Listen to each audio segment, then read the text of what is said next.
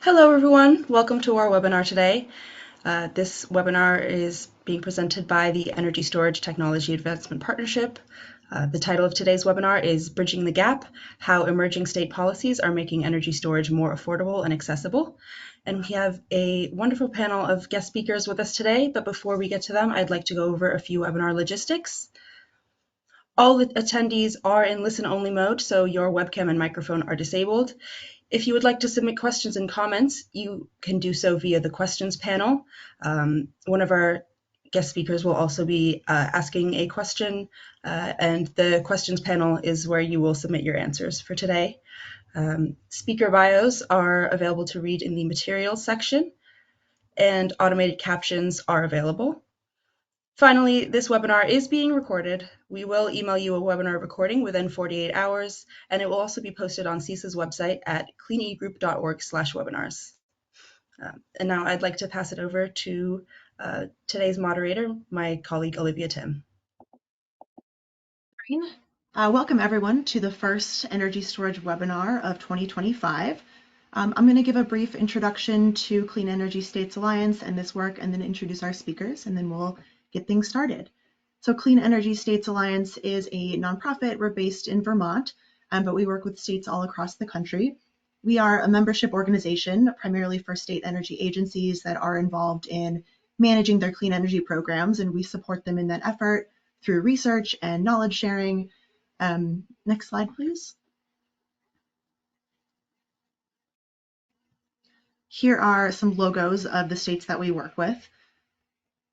Next slide. So one of the things that CESA does, in addition to supporting the needs of our member states, is different project-focused work. And this webinar is a part of the Energy Storage Technology Advancement Partnership, or STAP, which we conduct this work under contract with Sandia National Laboratories with support from the U.S. Department of Energy Office of Electricity. And one thing that STAP engages with is bringing states to the table to partner with the national labs and the U.S. Department of Energy Office of Electricity to install demonstration projects. But in addition to that, we do webinars and reports and case studies. And this webinar kind of highlights one of the recent reports, which I'll touch on in a second. But before moving forward, next slide, please. I wanted to thank Dr. Imre Zsuk with the Department of Energy Office of Electricity and Waylon Clark with Sandia National Laboratories for supporting this work. Next slide. And the topic of today's webinar features a recent jointly published report from CESA and Sandia National Laboratories, which can be found on CESA's resource library, as well as linked in the webinar description for this webinar where you registered. We have both of the authors of today's report with us today as presenters. So that's Will McNamara of Sandia National Laboratories and Todd Olinsky-Paul, Senior Project Director at Clean Energy States Alliance and Clean Energy Group. They'll be sharing some findings from this report, and then we'll also be joined by two more presenters for both a state and community perspective on energy storage accessibility and affordability. So we'll start things off with Todd Olinsky-Paul and Will McNamara. And then after that, we'll hear from Elischia Fludd, who is the Environmental Justice Senior Lead at the Massachusetts Department of Energy Resources on the work being done in Massachusetts. And then after that, we'll pass things on to Broderick Bagert, who is an organizer at Together New Orleans and founding member of the Community Lighthouse Project. So after all these presentations, we'll take questions. Make sure that you put your questions in the chat as they arise. I likely won't be interrupting any speakers with questions unless they're very specific to some information on a slide. But we'll save as much time as we can for questions at the end. So with that, I'm going to pass things off to Will McNamara. Thanks, Olivia, and hello, everyone. Happy New Year. It is a real pleasure to be with you all today and to discuss this very important topic, summarizing the report that Todd and I completed recently. If we could go to the cover slide, I will kick it off. Great. So again, I am Will McNamara with Sandia National Labs. And along with Todd Olinsky-Paul from CESA, we will be summarizing the report that we recently published entitled Bridging the Gap, State Policies Making Energy Storage Affordable and Accessible. Let's go to the next slide. So what I'm going to be discussing before turning it over to Todd is a summary of the key points of our report. For context, I'd like to reiterate some of the key aspects of this partnership that Sandia is privileged to have with CESA. I'm going to introduce why this topic is so important and that we're bringing it to you today. I'm going to touch upon the policy mechanisms and some best practices with examples of how states are creating change to make energy storage more affordable and accessible. And then finally, I'm going to touch upon some recommendations. Now, Todd and I will be tag teaming this, so there will be some back and forth between us. Let's go to the next slide. So as Olivia told you about, we are very happy to have this long-standing relationship with the Clean Energy States Alliance. We are funded through the Department of Energy Office of Electricity, and in our partnership, we are providing support services to state offices. Specifically focused on energy storage is the work that I do. And Todd is a great partner in that. We work directly, primarily with public utility commissions, but also state energy offices, helping them to create their policy frameworks for energy storage. And we also provide support for technology demonstration projects. So the report that we're going to be talking about today that was recently published is within the scope of this work. And our intent here is to review the emerging programs and policies that states are adapting to make energy storage more affordable and accessible. And our goal here, our objective, is to categorize and describe these emerging practices and to really provide a useful resource for other states as they contemplate what are some best practices around making energy storage more equitable and accessible. The link that's here on the slide will take you to the Sandia website where our program is housed. And so all of the work that we have previously done with state agencies, our webinars that have been conducted are available for you. We have recordings of many of them. So I invite you to check that out at your leisure. Let's go to the next slide. So why is this topic of making energy storage accessible and affordable so important? Well, first and foremost, national statistics indicate that about 50 million households, roughly 44% of the US population, falls into a category that is characterized as being underserved populations. You'll often hear them also referred to as disadvantaged or low-income communities.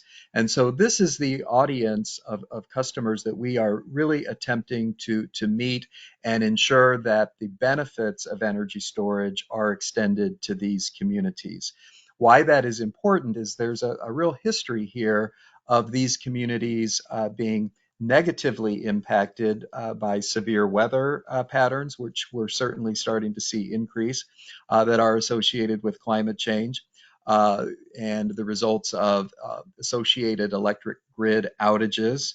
Also, the data shows us that these communities have been disproportionately impacted with human health and environmental impacts from air pollution that are associated with the longstanding use of fossil fuel power plants, which are historically frequently cited in disadvantaged communities.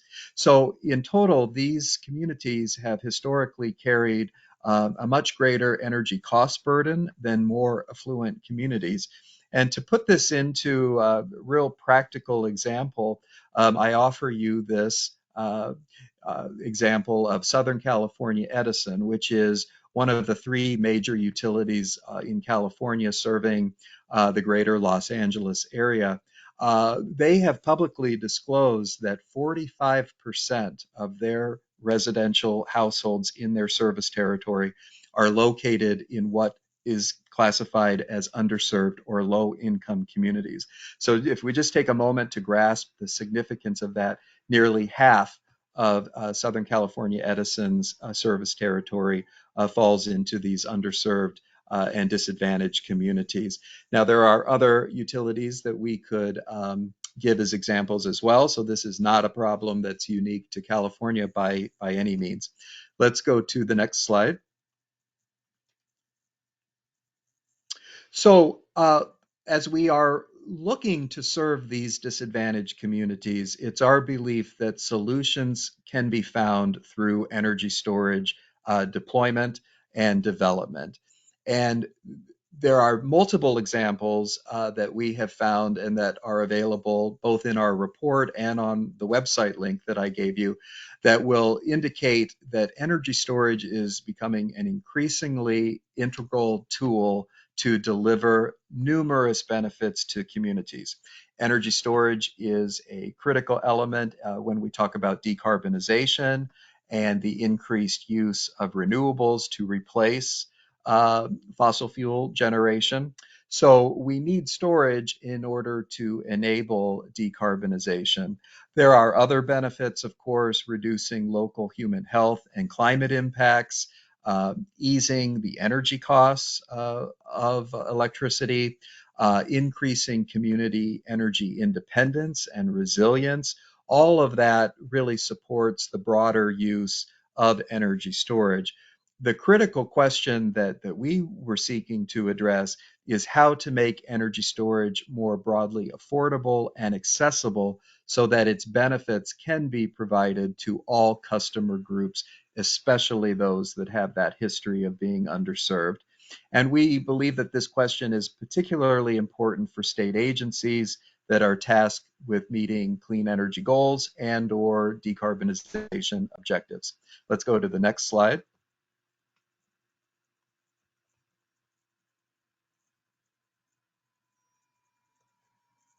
So why are we having this conversation and why is it taking place now? I'm going to turn over to Todd and he's going to cover the next several slides. Todd, are you ready? Yes, I am. Thank you. All right.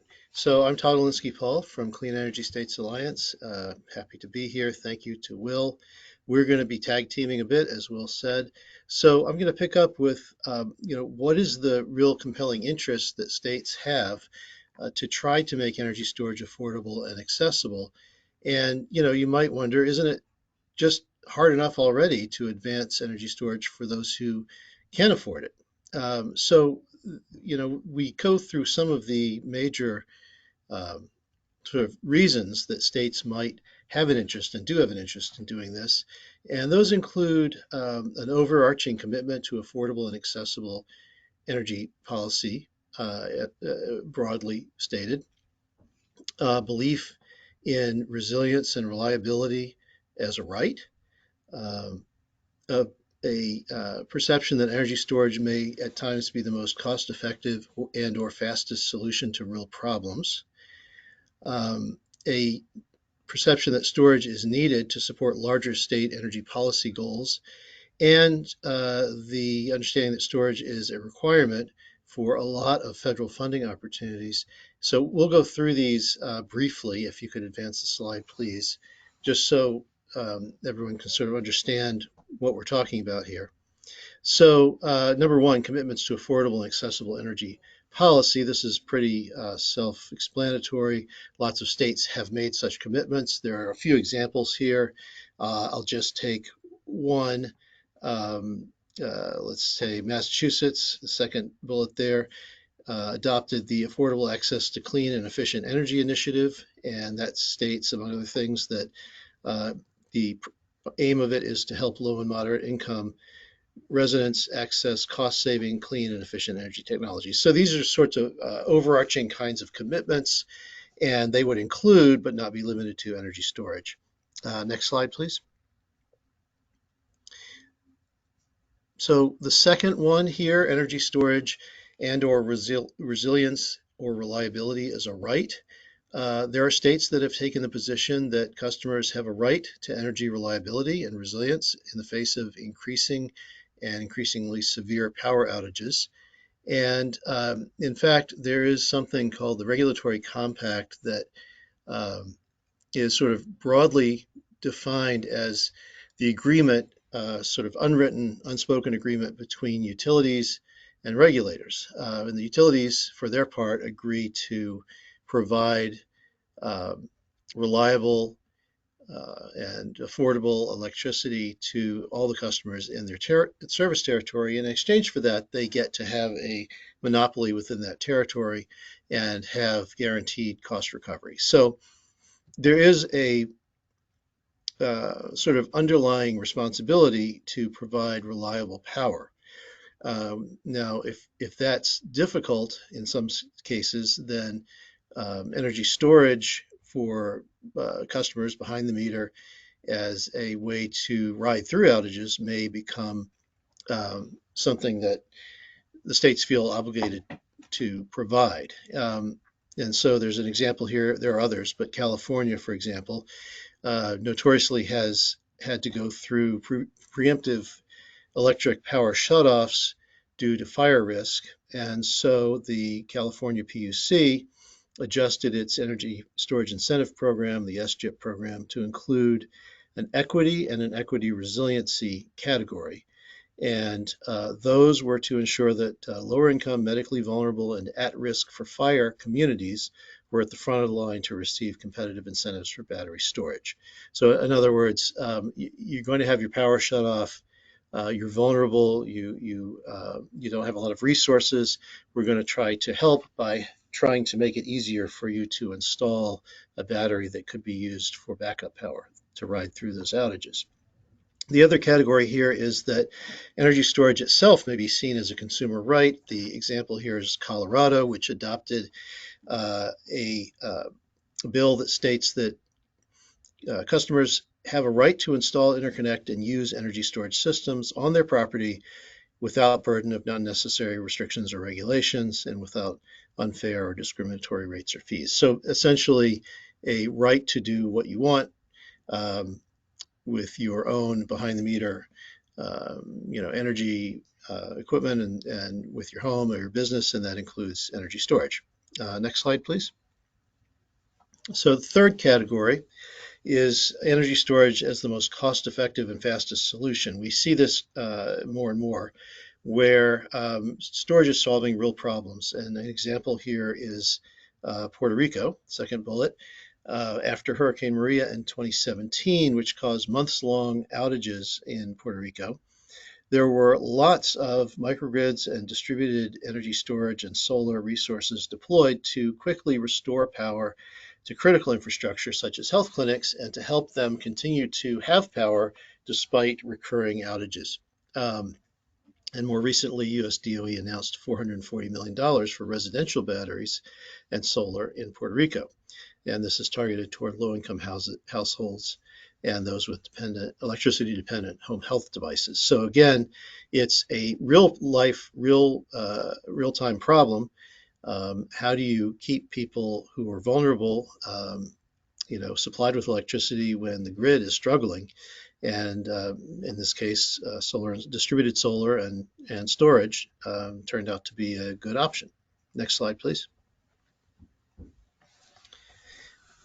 So the fourth, there we go, is storage in support of larger state energy policy goals. And this is something that we recommend a lot, that if you're going to, as a state, develop energy storage policy and programs, that they should be supportive of the broader policy goals of the state, whether that's decarbonization or grid modernization or whatever it is. In lots of cases, if you don't make energy storage affordable and accessible to all, you may find that you really can't realize those ambitious state clean energy goals.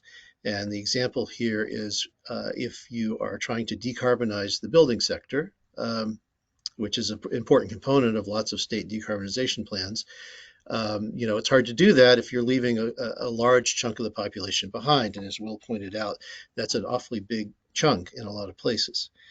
So we have a few examples here. I won't go through these, but just to pick one, Washington State.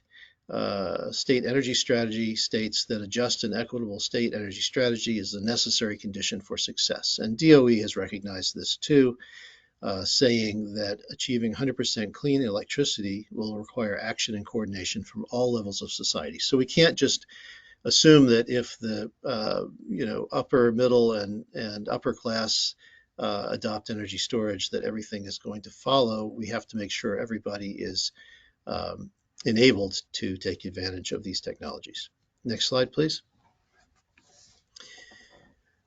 So number 5, and this final one in this list, is requirements attached to federal funding opportunities. And this is something a lot of people might not be aware of, but a community benefits plan that explains how the project that is the subject of the federal grant will provide benefits to its community is required for a lot of federal grant funding. And community benefits plans are based on 4 policy priorities: investing in America's workforce, engaging communities in labor, advancing diversity, equity, inclusion, and accessibility, and implementing Justice 40. And if you're not familiar, Justice 40 requires that 40% of the benefits of federal investments in clean energy programs must flow to disadvantaged communities. Now, this has been adopted by a number of states for their own programs and policies, but it's important to note that the states that are looking to get federal grants to support their own programs are going to need to comply with this. This applies to over 145 U.S. Department of Energy programs, and it accounts for 20% of the technical merit score when grant proposals are being reviewed, and then it becomes part of a contractual obligation for the funding recipients. So this is important, and I think this is why we're starting to see more and more states trying to figure out how to make energy storage programs that will provide accessibility to people that need it most. Next slide, please. Okay, so I'm going to pass the mic back to Will. Great. Thank you, Todd. So as Todd just walked us through, he described the reasons why we are seeing this increase in developing policies that seek to make energy storage more accessible and affordable. Now I'm going to pivot over to how to do it. And let's go to the next slide. I want to start out with a caveat that our report intends to give you a sampling of examples here. We encourage you to go to our report for a much deeper dive, but we wanted to give you just kind of a handful to give a flavor of how different states are approaching this. And the message that we really want to underscore is that there needs to be a more concentrated merger between equity and storage in policymaking. A report from our fellow lab colleagues at Pacific Northwest National Lab recently found that almost half of the US states, 22 states plus the DC District of Columbia, have taken some form of action on energy equity. But interestingly, when we compare that, only about 15 states have taken action on energy storage policymaking. So there's a disconnect there. We really need to see both fronts come together and really approach energy storage policymaking with a more focused attention on the equity elements. Now, we recognize that there are significant differences in how energy markets are structured across the United States. There are different driving factors that are going to influence policy making.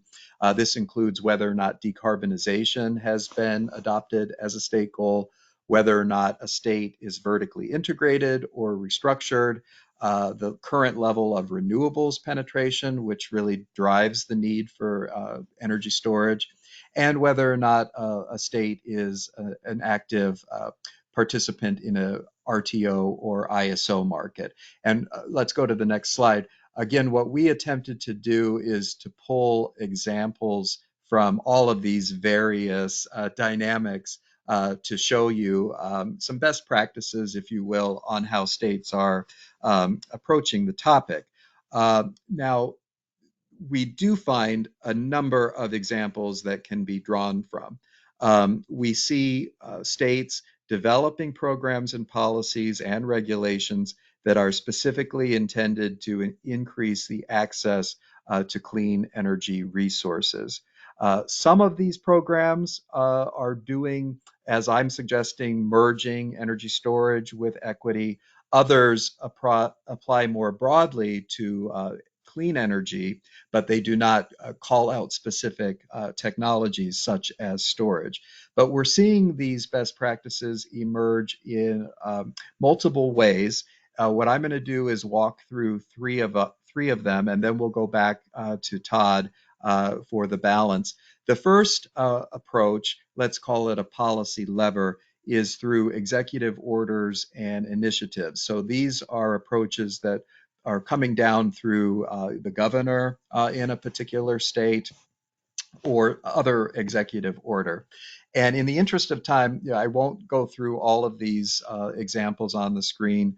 We're not giving preference to any of these states. Again, this is just intended to give a sampling, but some examples of executive orders that we found to be particularly of interest are Connecticut back to 2019. An executive order in that state has required that the Governor's Council on Climate Change develop plans and guidelines for engaging diverse stakeholders in the process of integrating equity and environmental justice in policymaking. So this was an explicit call out to make this a part of policymaking in the state of Connecticut. Another example would be in New Mexico, an executive order, again in 2019, created the Interagency Climate Change Task Force, which adopted climate equity guiding principles, including, among other things, prioritizing utility services and reducing energy burdens for overly burdened and low-income communities. Now, again, I'll say, if you go to the report that we have published, there's a much deeper explanation of these programs, along with links to the websites so that you can actually see the formal adopted language. Let's go to the next slide.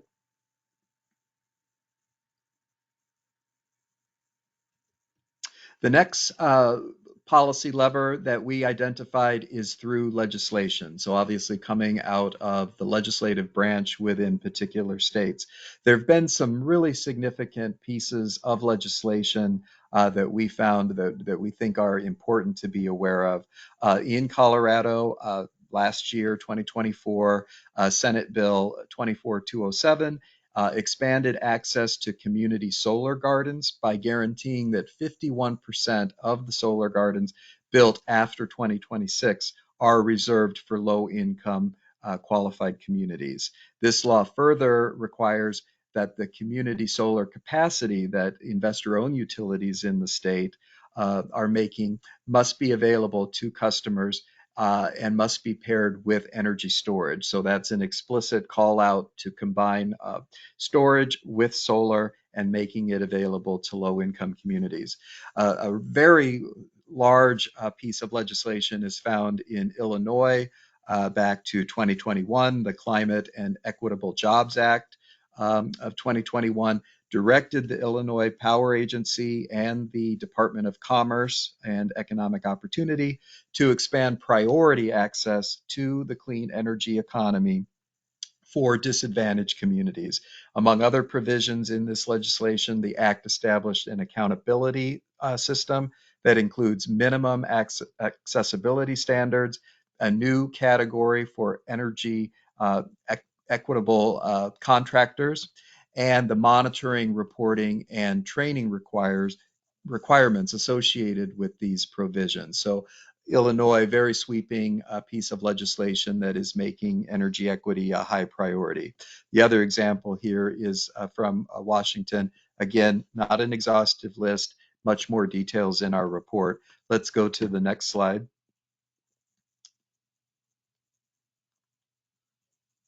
The third policy lever that we examined is through regulations, tariffs, and rates.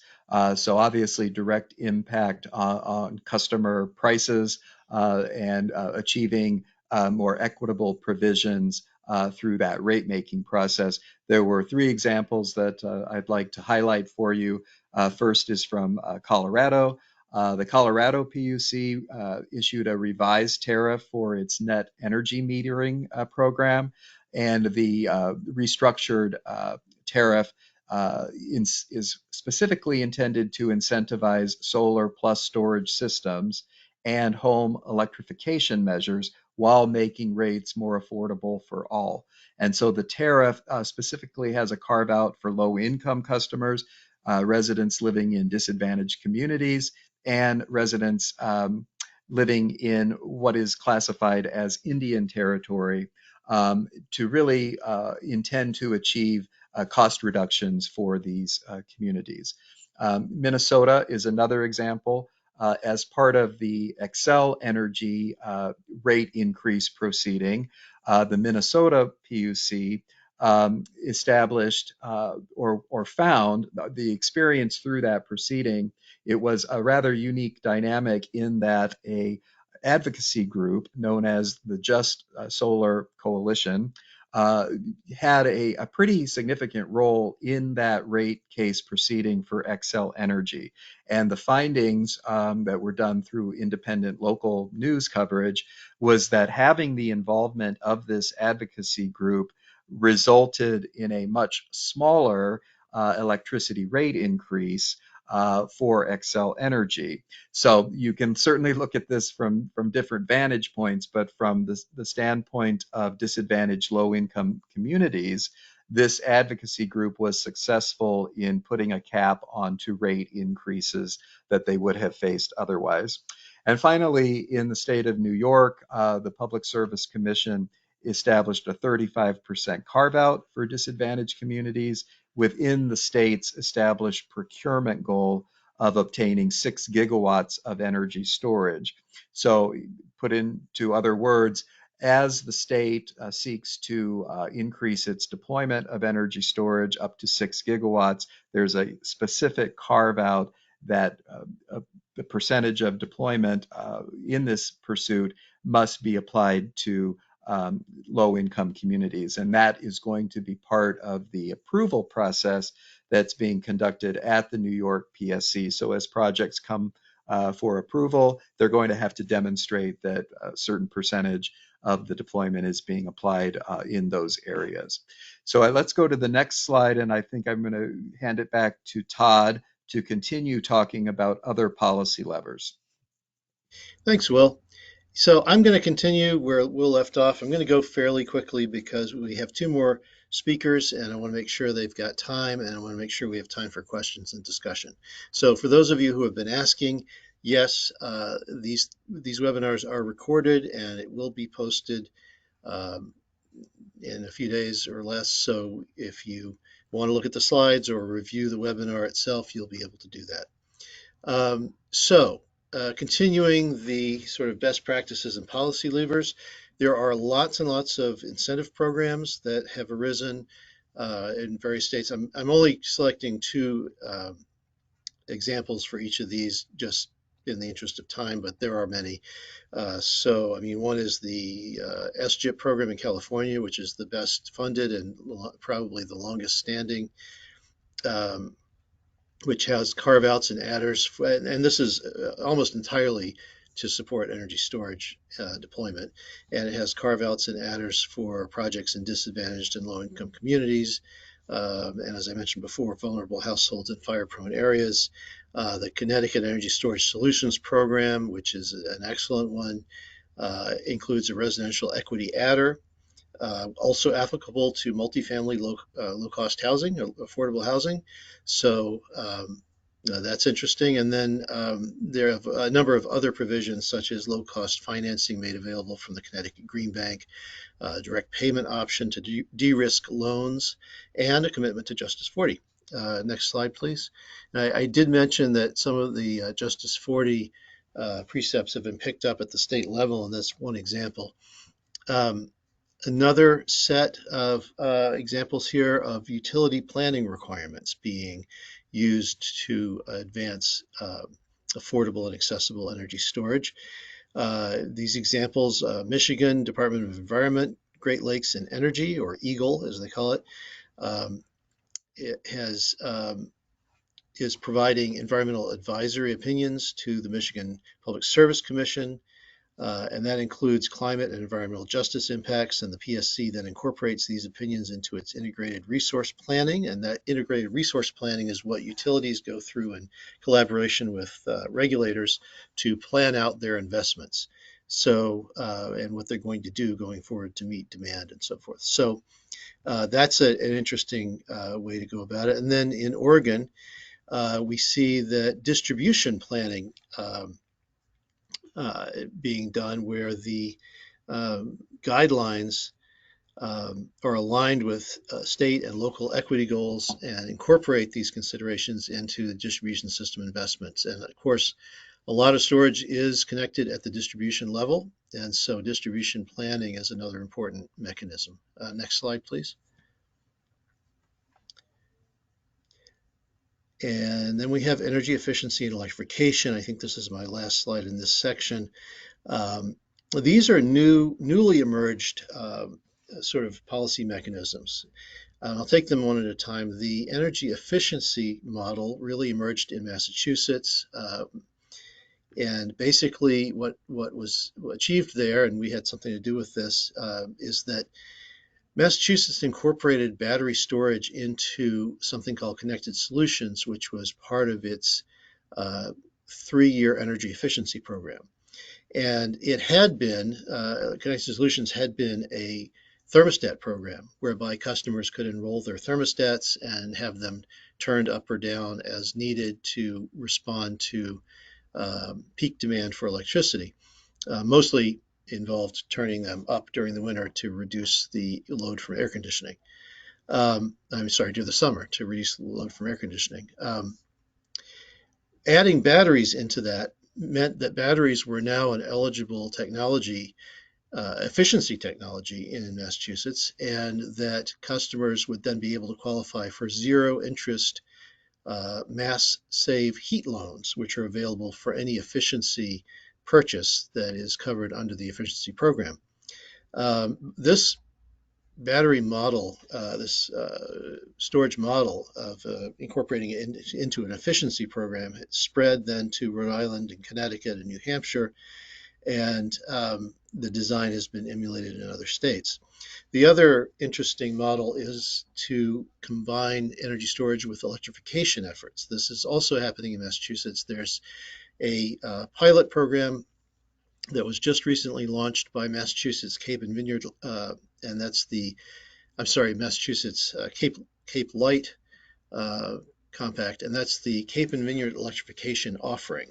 And that program combines solar, battery storage, and heat pumps for low and moderate income residential customers served by Cape Light Compact.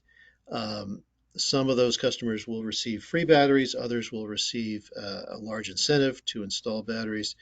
And in order to qualify, they have to have gone through a home energy efficiency audit and implemented all the recommended upgrades, which essentially means they must have a fully decarbonized home. So they have to have electric, heat, electric, cooking, electric, everything. And so this sort of approach is really interesting because electrification in the building sector is a keystone of a lot of state decarbonization programs, and this kind of shows how you can combine storage, clean generation, and traditional efficiency along with electrification as a package, and that can be really effective and cost effective. Next slide, please.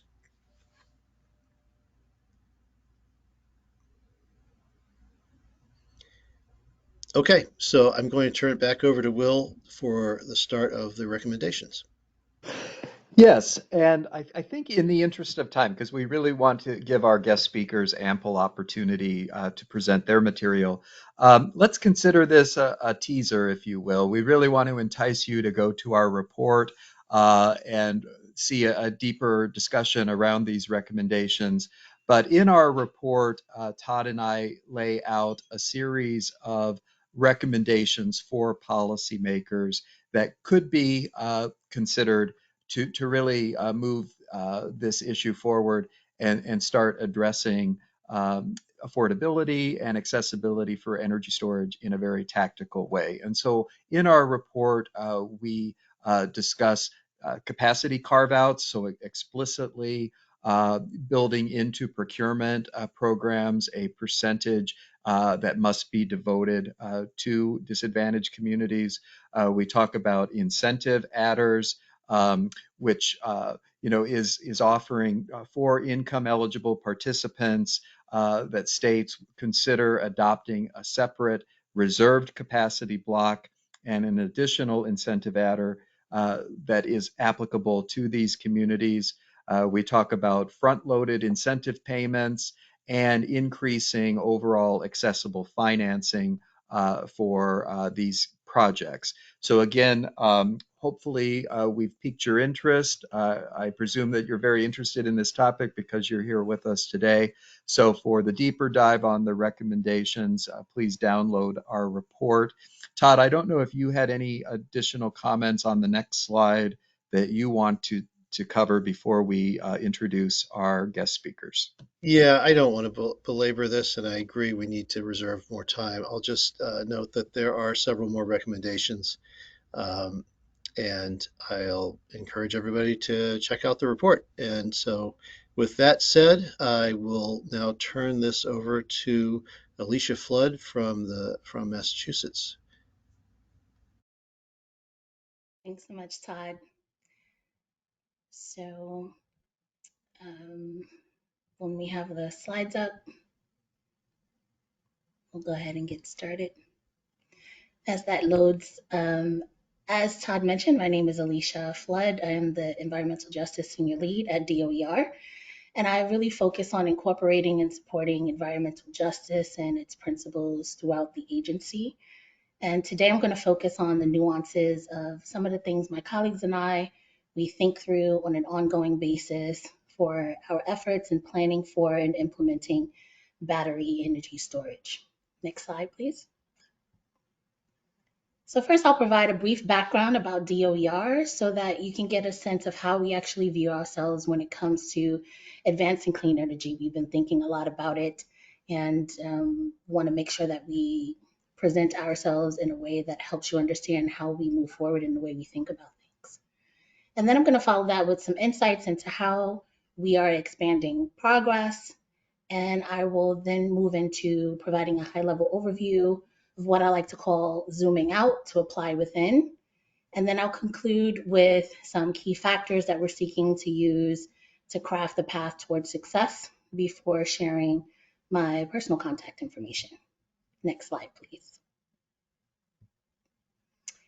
So DOER, we are the state energy office, and we're primarily the energy policy agency for the Commonwealth. And we focus on transitioning our energy supply to lower emissions and reducing and shaping energy demand so that we can improve energy system infrastructure. We are an agency that's within the Executive Office of Energy and Environmental Affairs, and we advance the clean energy goals as a part of a comprehensive administration-wide response to the threat of climate change. This is really key because our mission and who we serve all residents of the Commonwealth, of course, but we look at our mission as creating a clean, affordable, resilient, and equitable energy future for all people in the Commonwealth. And within our values, it's actually encoded in our mission for clean energy, resiliency, affordability, equity, but also we're seeking to have more transparency and accessibility. So with that, our goals become connecting and collaborating with energy stakeholders to develop effective policy and implementing that policy through good planning, some regulation, and also providing funding. And just to give a little plug, if you're interested in finding more about DOER, you can visit mass.gov and search for DOER. That said, let's go to the next slide. I'm pretty sure that I'm preaching to the choir here when I say that progressing the adaptation to clean energy has a lot of moving parts. Some of what my colleagues have been working on has been shared extensively in the CESA report. So I won't focus on that. I'll just complement those with some mentions of a few others so you can know what we're up to now. When it comes to energy efficiency measures, the extended provisions of Mass Save are currently in review by the Department of Public Utilities. And the idea that we're looking to do is to continue what's working and ensure that things like the Mass Save Heat Loan continues to cover the costs of things like battery storage. It's similar to what was mentioned in the report of Hawaii, where there are incentives for homeowners, securing their own battery and adding that to the electricity grid. But we also have, in addition to homeowner incentives, for renters, there are some ways to get assistance as a low and middle income resident for technology upgrades. So, for example, there's a grant through the Generac program. And then we're seeking to continue to leverage partnerships so that we can advance awareness about these programs and support green jobs throughout the planning process of enabling greater battery storage. And this includes combining program benefits wherever they make sense, such as what I talked about, taking Mass Save, but extending the benefits as it refers to the Solar for All program that is upcoming, so that they are combining some of the benefits and covering a greater area of what people are needing. And then thanks to the passage of the recent climate bill at the end of 2024, DOER has a mandate to stand up a new division for permitting and siting. And I'm going to make a shameless plug for a moment. We are looking for a director, so please spread the word about it. And this just really is an exciting time that we're going to have more conversations that will continue about how storage should be planned and how it's impacted by current needs for the grid. Next slide. All right. So the way I see advancing environmental justice as a zooming out and applying in approach, I want to first show you how we have some considerations at DOER, and we consistently are challenging ourselves more and more so that we can make sure that we make good on that thought process of having a more equitable, resilient, and safe storage. So first things first is thinking about what's relevant in the topic that we can glean from in the international community. So I want to go ahead and challenge you all with a question. You can put it in the question and answer box. I'm curious if you can think of a country that's advancing their needs with good energy storage solutions. And I'd love it if you could humor me and share that in the chat. I'll give you a moment or two to maybe think about it. You can feel free to just blurt out a country if you would. Well, blurt it out in the chat, that is. And our colleagues here will, yeah? Oh yeah, I was just going to say, as people are, typing them in the chat, I can read them out, or if we want to give folks a minute. But I just wanted to remind everyone, we've had some questions, that this webinar, yes, it will be recorded and it will be sent out to you after it is available. But Elischia, if you want me to give people another minute, we are getting quite a few responses in the chat. Oh, great. That's wonderful. I'd love to hear them as they're coming in. Sure. I am seeing Denmark, Australia, Puerto Rico, Sweden and Denmark, Costa Rica, the Netherlands, Germany. Excellent. A lot That's of Denmark, amazing. Japan, Portugal. Yeah, I love that. Thank you so much, Olivia. Feel free to keep sharing throughout the presentation, and maybe we'll read some more off maybe during the question and answer session, or perhaps collecting them and share some of that later. So a lot of you got it right. I heard a lot of countries in the EU. I've heard some in South America.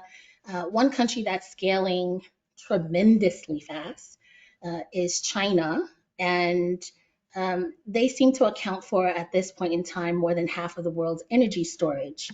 However, there's some fast facts I want to share with you, courtesy of the International Energy Agency. And they have a World Energy Outlook from 2023, but then they also have a report within that on batteries and secure energy transitions. And so they talk about at a certain portion that China produces most of the batteries today. However, it also shows that 40% of announced plans for new battery manufacturing is in the advanced economies such as the United States and the European Union, a lot of the countries that you guys have mentioned. And if all of those projects are built, those economies would have nearly enough manufacturing to meet their own needs to meet the 2030 path towards net zero emissions. So at DOER, when we're looking at global trends, knowing those global trends, it helps us to include understandings of projections of how things are going to be happening for the US.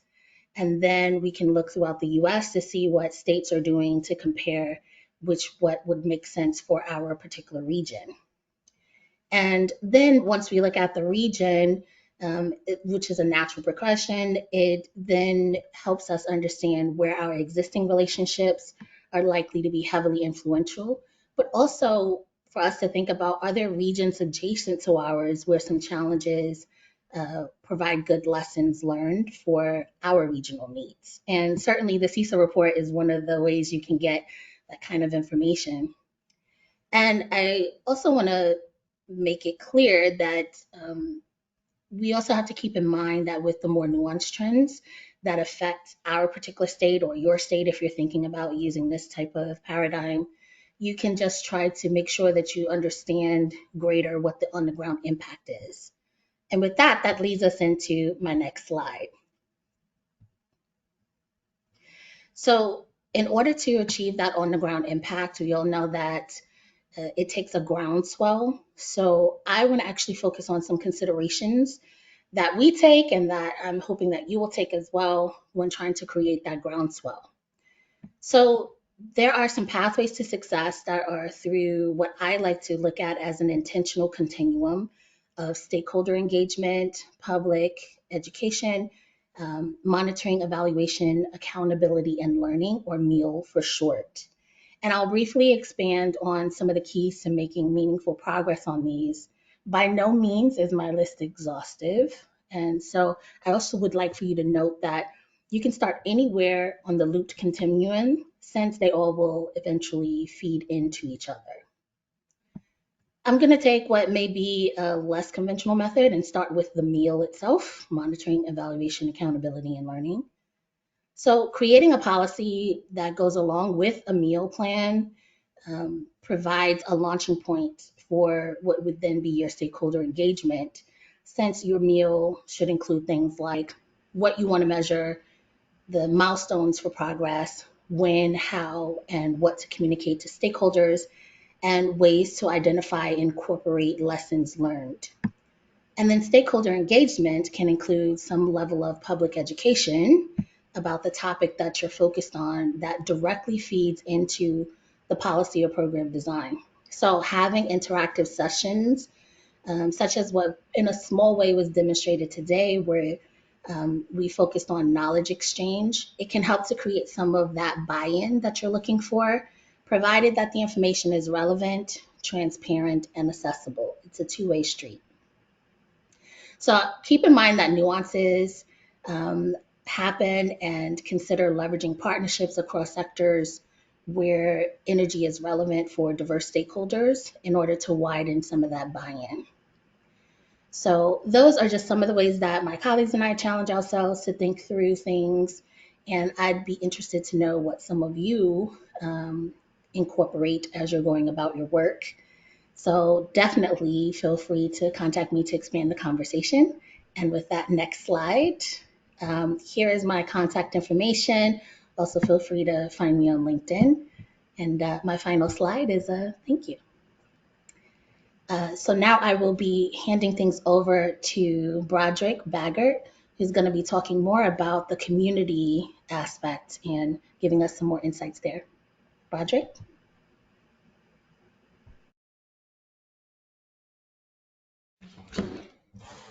Thank you so much, Elischia.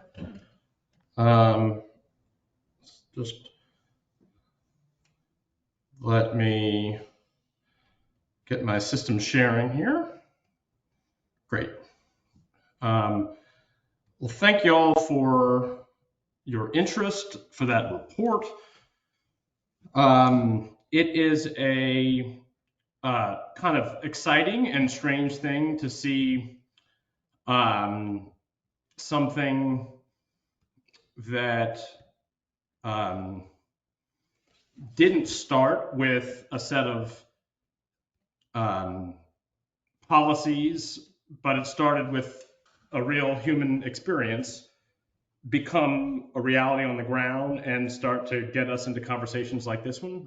My name is Broderick Bagert. I'm an organizer with Together New Orleans and Together Louisiana, which are grassroots community organizations. We're a membership organization of congregations, labor unions, nonprofits.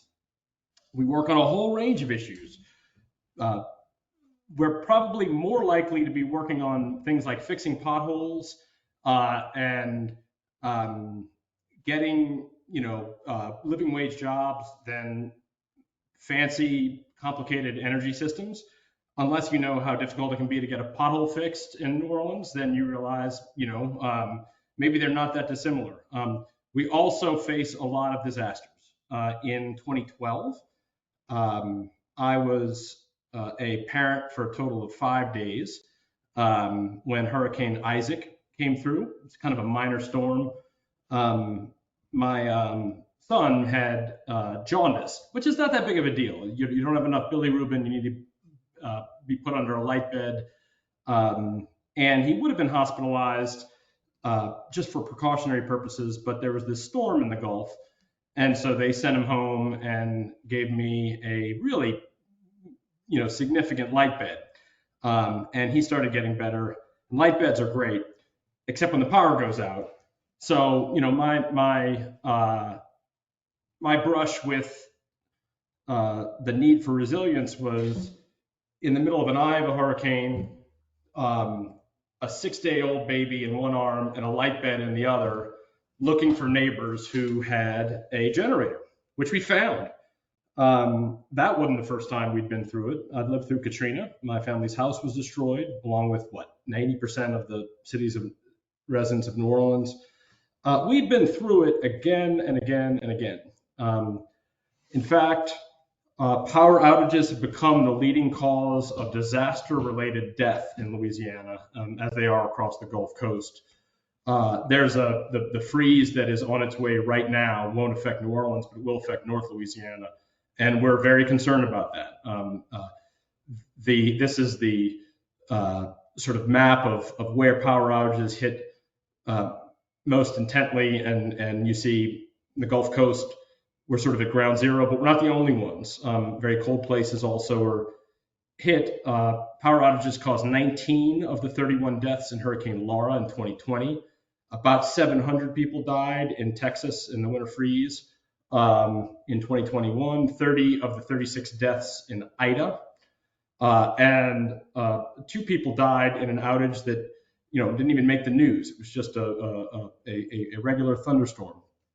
It was after Hurricane Ida that a group of congregations and community organizations that had been building a coalition for many years and had just launched earlier that year, that is Together New Orleans, sort of said, we could wait until Kingdom Come for FEMA to do it or the city government to do it or somebody else to do it. What is the plan that we want to see happen? And that became what we call Community Lighthouse. It is to have community-based organizations, neighborhood organizations, religious congregations, civic organizations, organizations that have a lot of trust, to have 2 things. One is the physical infrastructure to be able to stand up after a storm, basically microgrids, solar panels and backup batteries.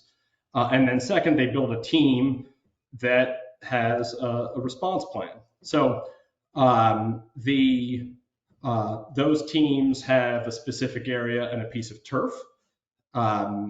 This is an actual turf of one of the sites, and they develop a plan to provide food and water, charging stations, cooling and heating centers, and a portable battery exchange.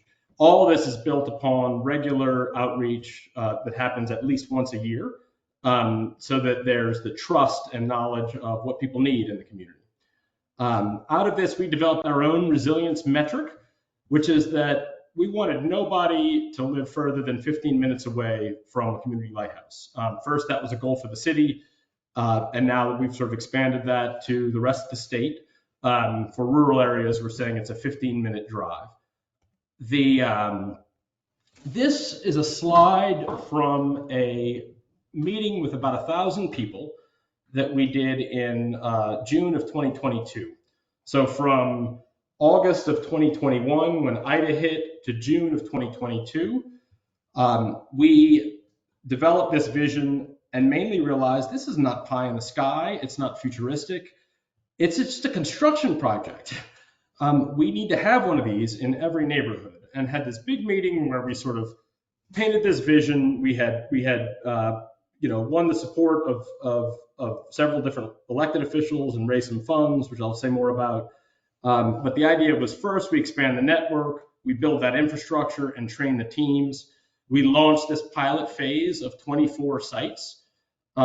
These are the 16 sites planned for New Orleans, 8 more across the state. And then over the next 2.5 years, this plan has started to become a reality. This is most of the city council and the mayor of the city of New Orleans. These people at this time were not even talking to each other, and they rallied together and supported the first community lighthouse, put in a couple $1 million. The U.S. Energy Secretary came down for a ribbon cutting. We got a chance to meet with Pope Francis in the Vatican right around the launch of one of his environmental encyclicals. Raised $13 million from a whole mix of sources, about 25% from local governments, 13% from foundations. Sandia Lab, sort of as an extension of work with the Department of Energy and the Energy Storage for Social Equity program, put in almost $1 million.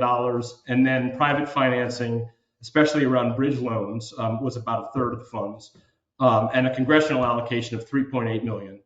And over that period of time have completed construction on 15 community lighthouses that are fully operational. Another 3 are under construction right now. I won't go through, or at least I won't spend a lot of time on these, but you see some of these are basically souped up residential systems. There are 4 Tesla Powerwalls over here. Some are quite a bit larger with 3-phase systems. Each one is a partial backup and has really been developed in very, very close participation with the leadership of those congregations and organizations, and also to develop a plan for what's going to happen when the power does go out. These sites on the left is what our typical everyday fuel mix is, mostly dependent on natural gas. Our community lighthouse sites have sort of swapped out natural gas for solar. 63% of the total energy usage of all of our sites comes from solar. That means they're significantly reducing their carbon impact and saving funds as they go. We had a real-life test last year now in September when Hurricane Francine hit. And it was a storm about the same size as Isaac. It initially was not anticipated to hit New Orleans, but sort of swept and knocked out power for about half of the city. What you're looking at here is a place where the power is totally out in the entire neighborhood. There was a charging station where people were able to stick around and do their homework, and the site opened 10 hours after the power had gone out, the very next morning. These are portable batteries that we delivered to people's houses. We want to be expanding that aspect of the program. People listening to music, kids playing, food and drink. This is the operations center where we were sending text messages. the whole disaster response operation of the city sort of swerved into motion much more quickly because we had these resilience hubs on the ground. And it was a real affirmation. Luckily, it was not a very serious storm. Power was just out for 48 hours, but it was a real vote of confidence that we are on the right track and developing a form of resilience that's going to allow us to be prepared. In that first response, 9 Lighthouse opened, 2,300 people were served. We reached out to 150,000 people, and we were able to not just conduct a needs survey, but to respond to people much more quickly. Another aspect of this is a partnership between IBEW and the building trades that we sort of leaned in on union participation, pay prevailing wages on all the projects. There's apprenticeships with every job, and it's allowed us to do almost entirely local hiring. That has grown into some other projects, like a large community solar farm with the Sisters of the Holy Family. I'm going to come back to that. And then most recently, and this really touches into some of what was laid out in that presentation on the report, sort of for the first time initiating a utility docket. New Orleans is quite unique in that the city council is the regulator for an investor-owned utility. And so we won the opening of a docket that will both expand microgrids and to tie them together into a virtual power plant. A couple of the lessons that we've learned: trust is a real factor in the speed of distributed energy resource deployment. We've not necessarily found that the biggest obstacle is availability of funding or credit, that is to say debt. It's more when there is the fact that we have a deep trusting relationship with these organizations. There are member organizations, there are board. It's allowed us to move much more quickly than some of the other projects that maybe have the funding, maybe have the policy support, but have gotten hung up. And it depends on the ability to change bad rules. There are times where policy is an important driver around these things, and having an advocacy capacity has been incredibly helpful. I want to come back to one other thing around direct pay. It's been incredibly, not just helpful, kind of game-changing that the Inflation Reduction Act changed incentives. And there's an opportunity for sort of building more powerfully on that.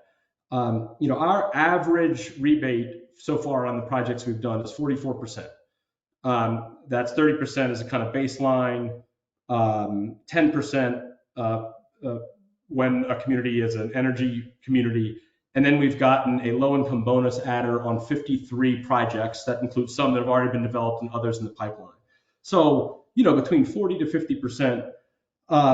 One thing that we are working very actively on now is much faster, cheaper bridge loans that help to realize those benefits on the front end. And we think we finally found a lending partner that will kind of really work with us on this. The ability to do that is to say, to have a revolving loan that is, not 8 or 9%, but 1 or 2%. There's much lower risk on these projects because you're basically lending against the ability to complete a project, especially with all the federal funds that are available, has the potential to really sort of unleash this capacity of the nonprofit sector to become much more of a leader in renewable energy. What we have found through this is, yes, a deeper form of resilience, a better way for climate goals that for grassroots communities like ours can sometimes feel very distant, like it's got more to do with international policy or things happening in China, a way to make that very local, but also to be able to work at a significant scale. And as we've dug into the utility policy realm, really started to think differently about our utility system and how they're set up in places that are so vulnerable to disasters. I'm going to stop sharing and just do this part verbally.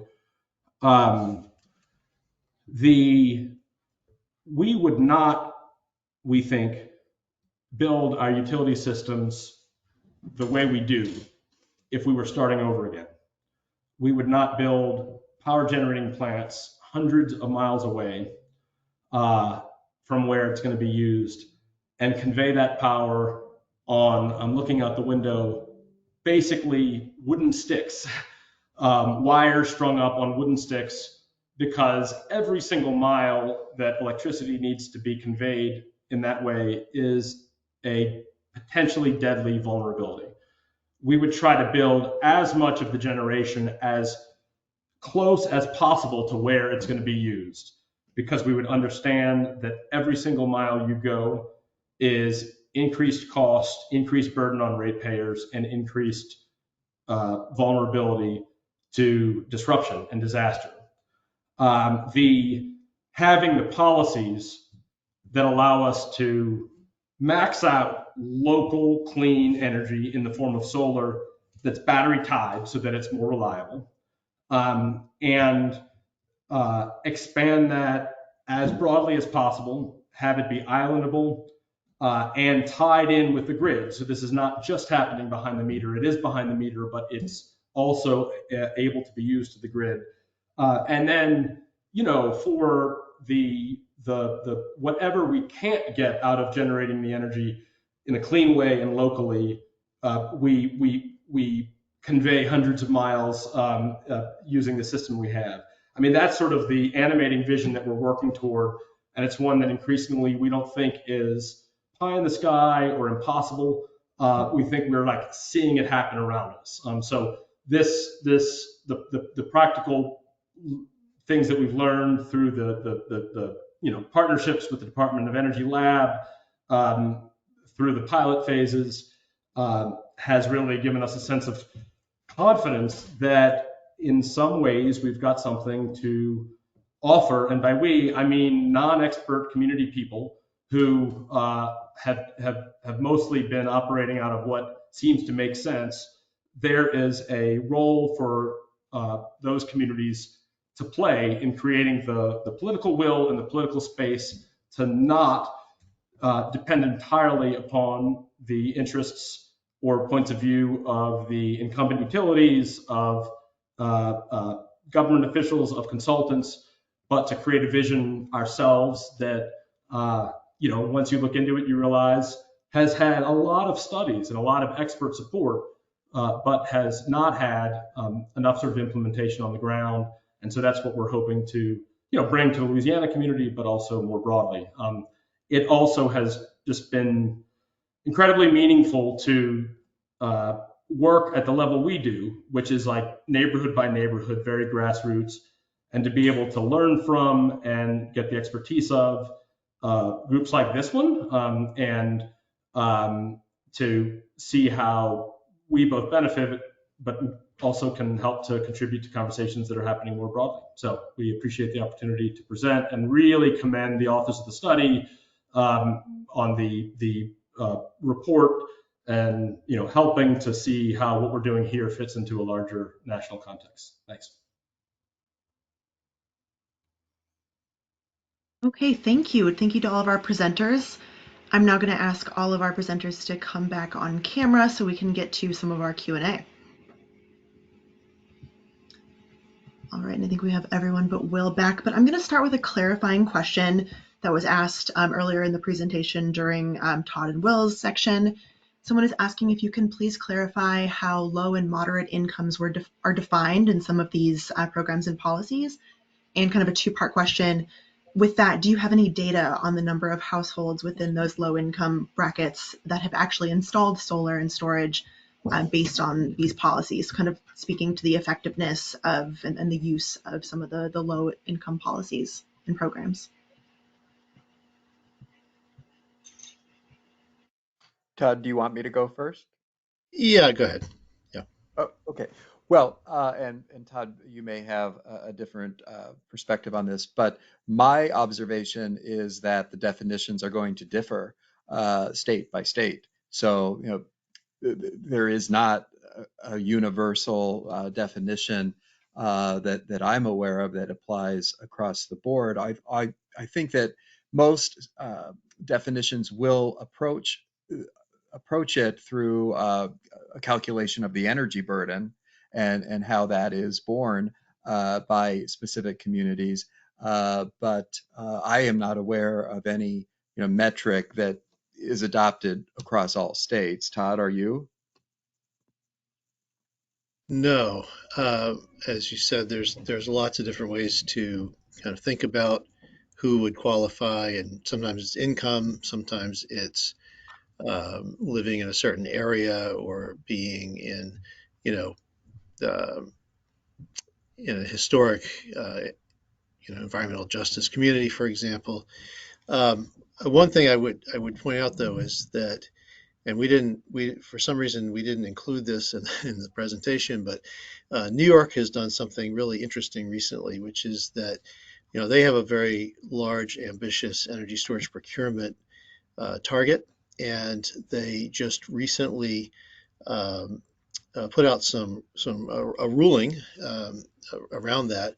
And one of the things they said is that for both the bulk or utility scale energy storage and the distributed or smaller behind the meter energy storage that gets developed under this procurement target, there needs to be a certain portion of that that is uh, in and serving uh, underserved communities. And they define it however they define it, but they actually identified certain zones of the state, I believe, where there are fossil fuel peaker plants and where they would like to see some storage located to try to contribute to being able to replace those.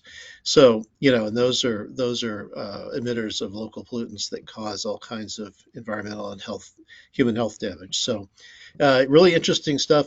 Different states are approaching it differently, but there's lots of ways to go about it. And I'll just add that we do have the link to the New York policy in our report. So, Great, thank you. Next question is about how many Department of Energy storage project funding programs require a cost share, and what is CESA doing, or Sandia, or other organizations that you know of, to kind of help provide states with guidance to help provide cost shares that can easily reach, that can reach hundreds of millions of dollars, depending on the size of the project. So, kind of what is being done to address that issue. yeah, I can't speak to any specific number. I'm not representing the Department of Energy in this context. I know that it is common, and I see it a lot, cost sharing requirements in funding opportunities. As I had indicated in my overview of the partnership that Sandia has with CESA, we do help various organizations pursue demonstration projects and support those projects. And so I have a colleague, I don't know if he's on the call today, but Waylon Clark, he was mentioned earlier. We could certainly put folks in touch with Waylon, and he would be a great resource to pursue that further. Yeah, I would add CESA is a nonprofit. Obviously, we can't represent US DOE either, but we do work with states to try to help states get uh, grant funding, among other types of funding, to pursue clean energy projects and programs. So if this question is coming from a state official and you're looking for some kind of help figuring these things out, please get in touch with us. Great, thank you. So also next question, this webinar kind of focused heavily on stationary energy storage. Are there any examples of incentives or support for EV storage capacity for disadvantaged communities or lower income populations that anyone can speak to? So that's something that we're definitely working on at DOER, we actually have a more EV program, for example. And recently, within the climate bill, we were advocating for things like in upping the amount of incentive that people get for purchasing EVs, including used EVs. And so these kinds of conversations are continuing to happen, and finding more ways to reach people, particularly in LIDAC communities, so low income, disadvantaged communities. Um, Sometimes that coincides with people who are part of EJ populations. Sometimes it does not, but we want to cast a wide enough net that people are enthusiastic about buying electric vehicles, but also find them really affordable. I had something to add in more on deployable storage. I mean, EVs is really interesting in areas that where almost everybody has lived through a mass power outages that's lasted a week or longer, because it will be an electric vehicle will be nobody's sole car. Period, period, period, period, period. If you have had to evacuate, and know that it can take sometimes days, and statistics is now showing that take up in South Louisiana of electrical vehicles is hindered not just by the availability of charging stations, but also by that worry and concern. So we are going to need to have off-grid charging of vehicle devices in areas that are prone to outages. That's not something we're yet working to implement, but we could picture some of the larger behind the meter community lighthouses or microgrids. They already are. Two of them include vehicle charging that's not level 3 chargers, but the part of the type of mobile storage that we are starting to work on is smaller 1, 2, and 6 kilowatt hour batteries that can go to people's houses, and that there's like a warehouse of where those are charged. Right now, this is mainly with a allied organization called the Footprint Project, but the GRIP grant that the Louisiana won from the Department of Energy funded 2 deployable battery hubs, one in North Louisiana, one in South Louisiana, where 400 or 500 smaller deployable batteries will be able to be charged and distributed, so that people who are not able to get even to a neighborhood center are able to have backup power in their home and then can return it and have it charged that way. We think that's a real important development for the future. We've done it with like cell phone chargers, but doing it with something that can keep a refrigerator or a small AC unit or a heater working is something that we're working with.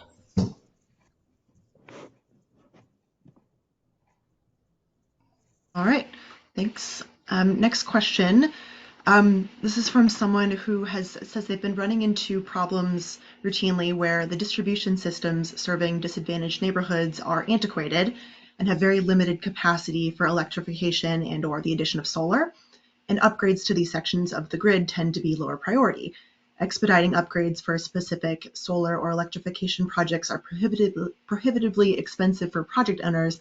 This seems like another benefit potentially for storage in these communities. And someone is wondering if there are any concrete examples where energy storage is used to alleviate these issues, and are the savings in distribution system upgrade costs accounted for in these cases? So any kind of thoughts on those issues or specific examples? Yeah, sure. I think a couple of us may have things to say about that. I just wanted to note that the issue of the cost of upgrading the local or the distribution system to accommodate new distributed resources, such as energy storage, is a real issue across the country. It has to do with the way that distribution grid planning is done and how upgrades are paid for, and how the interconnection processes that utilities run um, handle new technologies like energy storage, which can both receive energy from the grid and export energy back to the grid, unless they're configured so that they can't do that. And yes, energy storage can both serve as a sort of replacement technology for grid upgrades, but it can also be seen as increasing the risk of grid failures and thereby requiring grid upgrades that are costly in order to interconnect it. And so it's kind of it's a real issue that needs to be solved. We published a report a couple of year and a half ago or so on the interconnection bottleneck for energy storage, and how much energy storage is sort of trapped and dying in interconnection queues, waiting to either be uh, allowed to interconnect or studied, or having been studied, being withdrawn because they can't afford to pay for grid upgrades. So that's a real issue, both, and it's an issue at the transmission level as well. Um, we have another report that's going to be out sometime in the next 6 months or so, following up on that, looking at what various states are doing to try to solve that problem. So keep an eye out for that. And I'll pass the microphone because I know Will's got things to say as well.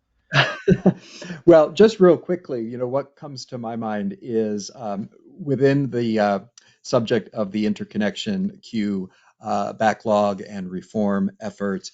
I think that there are statistics out there that in some places we're looking at multi-year delays in the interconnection queue. And what I think is an interesting opportunity is how in some areas, one approach to address that is designating so-called priority zones, that projects in those zones get expedited through the interconnection queue.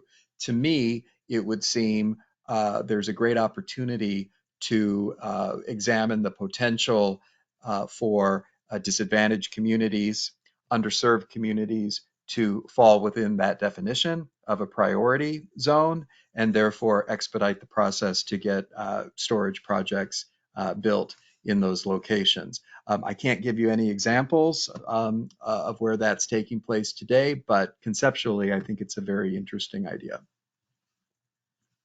And just to add a little bit of complexity, of course, some of the things that, while this makes a lot of sense in terms of technical ability and moving things forward from a development standpoint, we have to also consider the way these communities, especially when you're talking about disadvantaged communities, might be feeling about having something that seems like an addition in their backyard, right? Even if it's something that we are saying is going to be helpful, the reality is some of the trust erosion that Broderick talked about, coupled with just people feeling like they don't have enough information that's relevant for them to make an informed decision, can lead to quite a bit of pushback, especially when we're talking about to have those environmental justice principles used, that we want to include having the community voices as a part of stakeholder engagement. And so then what happens when those things slow up, right, as a result of needing to build community buy-in? I got one more thing I want to mention relevant to this question, and it's an example. CESA and Sandia and DOE Office of Electricity collaborated with the Albuquerque Public Schools and the New Mexico Department of, I think they call it Energy, Minerals, and Natural Resources, and put together an energy storage project at one of the biggest of the Albuquerque Public Schools. It serves a population that has, a lot of disadvantaged communities in that service area. They provide a lot of services to the community. They were paying an incredible amount of money on electric demand charges, and that's a service charge that commercial customers pay based on their peak usage each month. And One of the things energy storage can do to help to reduce cost burden in these situations is to reduce the peak demand that the facility creates each month, and thereby reduce that demand charge. So we all got together and put together a plan, and eventually the battery was in fact installed at this public school and in Albuquerque, and it sat there for over a year, I think a year and a half or more, waiting to get interconnection approval from the utility. In fact, it sat there so long that they had to bring in a fossil fuel generator to charge the battery because they couldn't interconnect to the grid, and it was going to be depleted to the point where it was going to damage the battery. So that resulted in some revision of the interconnection procedures in New Mexico. And it's these things.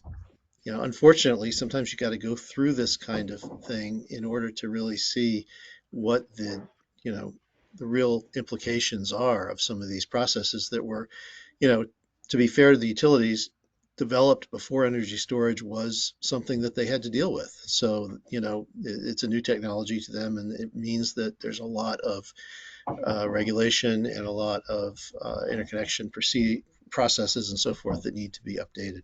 So I just wanted to throw that out there. I think we have a lot of material on that particular project on our website, and if you search for it, you can probably find it fairly easily.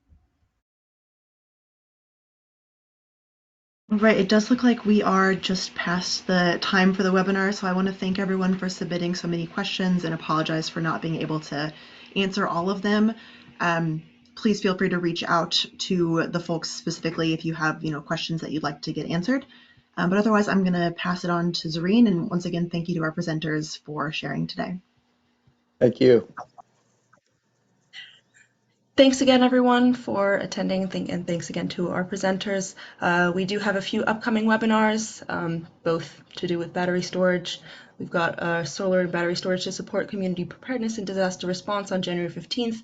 And on February 5th, we do have the State of the U.S. Energy Storage Industry 2024 in review and a look ahead to 2025 on February 5th. If you'd like to register for either of those, go to cesa.org/webinars. Thanks again, and everyone. Have a great afternoon.